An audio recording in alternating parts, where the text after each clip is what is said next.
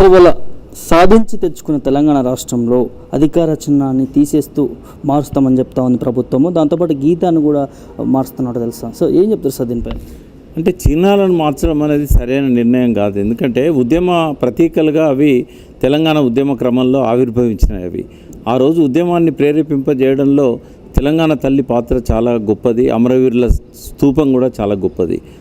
అధికార చిహ్నంలో ఉన్న కాకతీయ ద్వారాన్నో లేకుంటే చార్మినార్నో తొలగిస్తామనడం అనేది అది చాలా తక్కువ బుద్ధితోనే ఆలోచించి చేస్తున్నది. ఒక ముఖ్యమంత్రి లాంటి వ్యక్తి అలాంటి నిర్ణయాలు తీసుకోవడం అనేది అది సరైనది కాదు. సో ఒకసారి ఎస్టాబ్లిష్ అయిన తర్వాత ఆ చిహ్నాలను అట్లే ఉంచాలి. ఒకవేళ రాజుల కాలం నాటి చిహ్నాలు ఫ్యూడల్ సంస్కృతికి కారణం అని అనుకుంటే ముందు మోడీ గారిని రిక్వెస్ట్ చేయండి, భారతదేశ చిహ్నంలో రాజముద్రలో ఉన్న 3 సింహాలను తీసేయమని చెప్పండి. అది కూడా ఏజ్ ఓల్డ్ చిహ్నం కదా, అది రాజుల పరిపాలనకు సంకేతంగా అశోకునికి గుర్తుగా మనం పెడతాం. కాబట్టి ఈ పిచ్చి ఆలోచనలు మానేసి తెలంగాణను సకల రంగాలలో ఎట్లా అభివృద్ధి చెందేలాగా చేయాలి. కేసీఆర్ గారు కొన్ని లక్ష్యాలు పెట్టుకొని, అంటే ఆయన కోసం సొంతం కోసం పెట్టుకున్న లక్ష్యాలు కాదు, తెలంగాణ ప్రజలకు ఏం కావాలనో ఉద్యమ కాలంలో వచ్చిన డిమాండ్స్ను, వాళ్ళ ఆశయాలను, ఆకాంక్షలను అవన్నీ కూడా ఎన్నికల ప్రణాళికలో పెట్టుకొని తెలంగాణను ఒక విధంగా ఆయన అభివృద్ధి చేశారు. భారతదేశంలోనే అత్యంత ఆదాయం గల రాష్ట్రంగా, అంటే మహారాష్ట్ర తర్వాత 2వ ఎక్కువ గ్రోత్ రేట్ ఉన్న రాష్ట్రంగా తెలంగాణను తీర్చిదిద్దారు. 59,000 కోట్ల నుంచి 2 లక్షల కోట్ల ఆదాయం వచ్చే విధంగా తెలంగాణ ఆదాయాన్ని పెంచారు, రాబడులను పెంచారు. ఏ రంగంలో చూసినా సాగునీటి రంగం కానీ, రైతుల యొక్క వ్యక్తిగత జీవితాలు కానీ, అదేవిధంగా తాగునీటికి సంబంధించిన మిషన్ భగీరథ కావచ్చు, గొలుసు చెరువుల వ్యవస్థను మళ్ళీ ఇవాళ పునరుద్ధరించడం కావచ్చు, విద్యుత్తును 24 గంటలు రెప్పపాటు పోకుండా ఉంచడం కావచ్చు, పవర్ హాలిడేస్ నుంచి 24 గంటల కరెంటు వరకు దాన్ని అభివృద్ధి చేయించడం కావచ్చు, ఆ టీఎస్ ఐపాస్ ద్వారా పారిశ్రామిక ప్రగతి కావచ్చు, సర్వీస్ సెక్టర్లో 75,000 కోట్ల నుంచి అది 2 లక్షల కోట్లకు పనుల ద్వారా ఎగుమతులను పెంచడం కావచ్చు. ఏ విషయంలో చూసినా కూడా తెలంగాణ ప్రభుత్వం అనుసరించిన విధానాలు జిఎస్డిపిని కూడా 4.5 లక్షల కోట్ల జిఎస్డిపిని 13-14 లక్షల కోట్లకు తీసుకుపోవడం కావచ్చు, తలసరి ఆదాయాన్ని కూడా 3 రెట్లు 4 రెట్లు పెంచడం కావచ్చు. ఇవన్నీ కూడా కేసీఆర్ గారి పాలనకు ఎప్పటికీ మర్చిపోలేని ఒక జ్ఞాపకాలుగా మిగిలిపోతాయి. సో రేవంత్ రెడ్డి గారు కూడా ప్రజల ఆశీర్వాదంతో ముఖ్యమంత్రి అయ్యారు. ఈ మరింత మెరుగైన పాలనను చేసే విధంగా ఆయనే తన ప్రణాళికలు రూపొందించుకోవాలి. కానీ కేసీఆర్ అడుగుజాడలను తుడిపేస్తాను, ఆయన జ్ఞాపకాలను తొలగిస్తాను, ఆయన పెట్టిన చిహ్నాలను తీసేస్తాను అనడం అనేది అది మూర్ఖత్వం అవుతుంది. ఇవాళ తెలంగాణ పాట గురించి కూడా, జయ జయ తెలంగాణ పాట గురించి కూడా చర్చ జరుగుతూ ఉంది. సరే, ఏ కారణంతోనో ఆ జయ జయ తెలంగాణ పాట అధికారికంగా అది నోచుకోలేకపోయింది కేసీఆర్ గారి పాలనలో.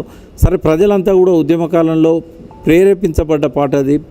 చాలా గొప్ప ప్రతిభతోని ఆ రోజు అందశ్రీ గారు రాసిన పాట అది. సరే, పాట నిడివి ఎక్కువగా ఉందనా, లేకుంటే ఆ పాటను ఎందుకు అధికారికంగా ఆనాడు స్వీకరించలేదు. ఇప్పుడు రేవంత్ రెడ్డి గారు దాన్ని అధికారిక గేయంగా ఏదైతే ప్రకటిస్తున్నారో తప్పకుండా స్వాగతం చెప్పాల్సిందే. ఎందుకంటే తెలంగాణ ప్రజలందరూ ఓన్ చేసుకున్న పాట. సో ఆ పాటలో కొన్ని చరణాలను, కొన్ని పదాలను కేసీఆర్ గారు కూడా అందులో చేర్చడం జరిగింది. దానికి ఆనాడు ఎవరు అభ్యంతరం చెప్పలేదు, అందశ్రీ గారు కూడా దానికి అభ్యంతరం చెప్పలేదు. సరే, ఇవాళ వచ్చే పాటలో ఆ పదాలు ఉంటాయా, ఉండయా, లేదా అందశ్రీ గారు రాసిన ఒరిజినల్ సాంగే మొత్తం ఉంటుందా, ఏది ఏమైనా కూడా ఆ పాటను వెల్కమ్ చేద్దాం. అయితే అక్కడ ఒక చిన్న వివాదం జరుగుతూ ఉంది. సో కీరవాణి గారు దానికి మ్యూజిక్ ఇవ్వడం అనేది తెలంగాణ ఎవరైతే మ్యూజిషియన్స్ ఉన్నారో అసోసియేషన్కి అభ్యంతరకరంగా ఉంది. వాళ్ళ ఆకాంక్షలను మనం అర్థం చేసుకుందాం. ఎందుకంటే తెలంగాణ పాట కాబట్టి తెలంగాణలో ఎంతో ప్రతిభావంతులైన సంగీత దర్శకులు ఉన్నారు. వాళ్ళను కాకుండా కీరవాణి ఆంధ్ర ప్రాంతానికి సంబంధించిన వ్యక్తి కాబట్టి ఆయనకి ఇవ్వడం అనేది వాళ్ళ గుండెల్ని, వాళ్ళ మనసుల్ని కొంత బాధ పెట్టింది వాస్తవమే. అయినా కూడా ఇది ఇంకా మనం ఈ రకంగా తెలంగాణ వచ్చి ఇప్పుడు 10 ఏళ్ళు అయిన తర్వాత కూడా మళ్ళీ ఈ భేదాల కంటే కూడా కళాకారులకు, నటులకు, సంగీత విద్వాంసులకు కులాలను అంటగట్టడం అనేది సరైనది. అంటే కులాలను కానీ, మతాలను కానీ, ప్రాంతాలను కానీ అంటగట్టడం అనేది సరైనది కాదు. గౌరవిద్దాం. ఎందుకంటే కీరవాణి గారు ప్రపంచం గుర్తించిన ఒక గొప్ప సంగీత దర్శకుడు. ఆయన మన పాటకు స్వరకల్పన చేసినట్టయితే ఆ పాట గౌరవం పెరుగుతుంది తప్ప కీరవాణికి కొత్తగా వచ్చే గౌరవం ఏం లేదు. మనం కూడా తెలంగాణ ఉద్యమ క్రమంలో ఆ పాటను బాలసుబ్రహ్మణ్యం గారితో పాటించాలనుకున్నాం. కేసీఆర్ గారు బాలసుబ్రహ్మణ్యం గారి దగ్గరికి రసమై బాలకృష్ణను పంపినప్పుడు అలా స్వరాష్ట్రమై తెలంగాణ అనే లాస్ట్ లైన్లో ఆ పదాన్ని తీసేస్తేనే నేను పాడతాను బాలసుబ్రహ్మణ్యం గారు అన్నప్పుడు అది ఒప్పుకోలేదు రసమయ్య గారు. ఒప్పుకోకుండా రామకృష్ణ గారితో ఆ పాట పాడించాడు. మరి పాటను మనకు పరిచయం చేసింది అందశ్రీ అయితే దాన్ని విశ్వవ్యాప్తం చేసింది రామకృష్ణ గారి గొంతు. ఆ రామకృష్ణ కూడా ఆంధ్ర ప్రాంత గాయకుడే కదా. కాబట్టి కళాకారులు సంయమనం పాటించాలి. సరే, వాళ్ళ లోపల ఆవేదనను అందరం అర్థం చేసుకుందాం. భవిష్యత్తులో ఒకసారి కీరవాణి గారికి అసైన్మెంట్ ఇచ్చాక మళ్ళీ దాన్ని వద్దనడం అనేది ఆయనను అవమానపరచడం అవుతుంది. జరిగిందేదో జరిగిపోయింది. భవిష్యత్తులో తెలంగాణ కళాకారులకు, తెలంగాణ సంగీత ప్రియులకు, సంగీత దర్శకులకు గౌరవం వచ్చే విధంగా ఈ ప్రభుత్వము అనేక అవకాశాలు ఇవ్వాల్సిన అవసరం ఉంది. కాబట్టి జరిగిన దాన్ని రగడగా మార్చకుండా అందశ్రీ గారి మనసును కానీ, రేవంత్ రెడ్డి గారు తీసుకున్న నిర్ణయాన్ని కానీ, కీరవాణి గారి మనసును కానీ గాయపరచకుండా ఇప్పుడు ఇలా వదిలేద్దాం. ఆ పాటను మన తెలంగాణ జాతీయ గీతం అయినందుకు, రాష్ట్ర గీతం అయినందుకు మనందరం గర్వపడదాం. అందశ్రీ గారికి సందర్భంగా మరొకసారి అభినందనలు. రేవంత్ రెడ్డి గారు దాన్ని పాటగా మనకి ఇస్తున్నందుకు ఆయనకు కూడా అభినందనలు. దాంతోపాటు ఇప్పుడు మనకి కళాతోరణాన్ని తీసేయడము, సో కొత్త చిహ్నాన్ని పెట్టడం అనేది దీనిపైన ఏం కోణం ఉండొచ్చు సార్? ఎందుకు తీయాల్సిన అవసరం వస్తుంది ప్రభుత్వం? అంటే కొంచెం చిన్నగా ఆలోచించడం, ముఖ్యమంత్రి స్థాయిలో అంత చిన్నగా ఆలోచించవద్దు. ఎందుకంటే ఆ కాకతీయ కళాతోరణం తీసేసినంత మాత్రాన కేసీఆర్ గారి పాలనా పద్ధతులను, రీతులను వాటన్నింటినీ తొలగించడం, అడుగుజాడలను తొలగించడం అనేది కరెక్ట్ కాదు. ఆయన కేసీఆర్ గారు నిర్ణయించుకున్నారు కాబట్టి ఆ చిహ్నము మనకు పనికిరాదనడం, టీఎస్ నుంచి టీజీగా మార్చడం. అసలు కాకతీయుల కళాతోరణం ఎంత గొప్పది, మనం గర్వపడాలి. కాకతీయుల వారసులమైనందుకు గర్వపడాలి.